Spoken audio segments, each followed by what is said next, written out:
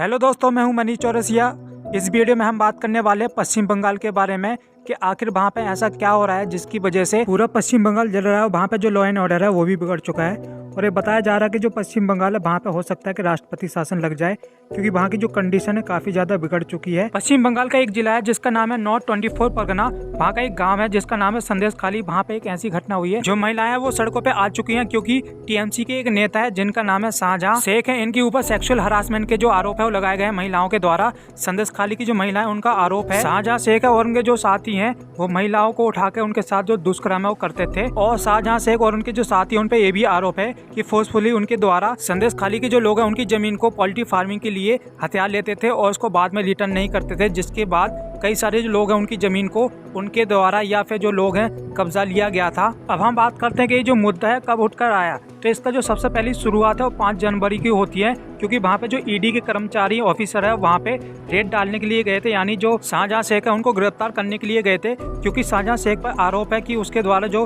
Ration का वितरण है उसमें घोटाला किया गया है, जिसके चलते जो ईडी वहाँ पे पहुंची थी। लेकिन जो ईडी की टीम है उस पर ही पथराव हो जाता है कुछ लोगों द्वारा और इस अटैक में कई सारे जो ईडी के ऑफिसर्स है वो भी घायल हो जाते हैं और तब से जो शाहजहां हुसैन है वो फरार चल रहा है। 5 जनवरी के लगभग 1 महीने बाद वहाँ की जो महिलाएं वो सड़कों पर उतर आती हैं और कई सारी जो महिलाएं उनके द्वारा आरोप लगाया जाता है कि जो टीएमसी के नेता है और उनके जो साथी है उनके द्वारा जो महिलाएं उनके साथ दुष्कर्म किया जाता है। और महिलाओं ने ये भी आरोप लगाया कि वहाँ की जो पुलिस है उसके द्वारा अभी तक जो शाहजहां शेख है उसको अरेस्ट नहीं किया गया और पुलिस का कहना है कि हम उसको अरेस्ट नहीं कर सकते हैं। और वहीं हम बात करते हैं जो वहाँ की सीएम है ममता बनर्जी, उनके द्वारा अभी भी कोई भी कार्रवाई नहीं की गई है अपने नेता के ऊपर और उनके ऊपर ये आरोप लगाया जा रहा है कि उनके द्वारा जो अपने नेता है उनको बचाने की कोशिश की जा रही है। वहीं हम बात करते हैं जो कोर्ट है उसके द्वारा भी आदेश दिया गया है और कहा गया सरकार से कि अभी तक तुम्हारा जो नेता है वो फरार चल रहा है क्यों अरेस्ट नहीं किया गया और जो सरकार है उसको बचाने की कोशिश ना करे। और कहा गया कि जल्द से जल्द जो शाहजहां शेख है वो अपने आप को सरेंडर कर दे पुलिस के हवाले।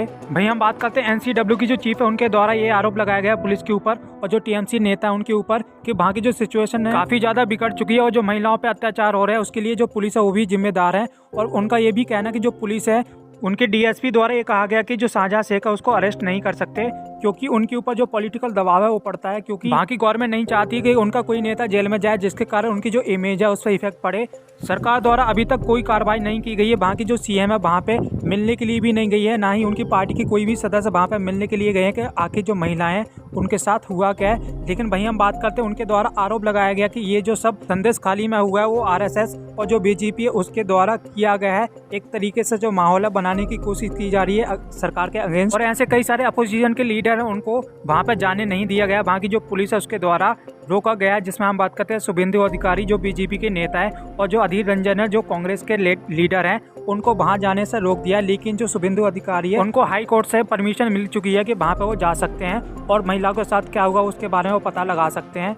और पश्चिम बंगाल में ये भी मांग उठाई जा रही है कि वहाँ पे जल्द से जल्द जो राष्ट्रपति शासन है वो लगा दिया जाए ताकि जो महिलाओं के साथ अन्याय हुआ है उनको जस्टिस मिल सके, क्योंकि वहाँ की जो गवर्नमेंट है ऐसी कोई भी स्टेप नहीं ले रही है ताकि जो महिला उनको जस्टिस मिल सके, क्योंकि उनके जो लीडर अभी भी फरार चल रहे हैं। और अपोजिशन द्वारा ये भी आरोप लगाया जा रहा है कि जो वेस्ट बंगाल है एक तरीके से पाकिस्तान बन चुका है, क्योंकि वेस्ट बंगाल की जो सीएम है वो 30% की पॉलिटिक्स कर रही है, क्योंकि वो अपने वोट बैंक को नाराज करना नहीं चाहती। क्योंकि हाल ही में जो भारत है वहाँ पे लोकसभा के चुनाव होने वाले हैं और इसका जो सीधा असर है वो पश्चिम बंगाल पे भी पड़ेगा। और वहाँ की जो महिलाएं उनके द्वारा ये मांग की गई है कि जो एक केस है वो सीधा सीबीआई के लिए ट्रांसफर कर दिया जाए और इसकी जो इन्वेस्टिगेशन है वो सीबीआई करेगी। अब देखना होगा आगे चलकर क्या होता है, क्या जो शाहजहां शेख है वो गिरफ्तार होते हैं या वहाँ की जो गवर्नमेंट है कुछ स्टेप लेती है शाहजहां शेख के खिलाफ। तो जो भी अपडेट होगी मैं आपको एक नई वीडियो में बताऊंगा। So that is end of the video. इस वीडियो में इतना ही, मिलते हैं आपको नए टॉपिक के साथ। अगर आपको वीडियो अच्छी लगी है तो चैनल को सब्सक्राइब कीजिए।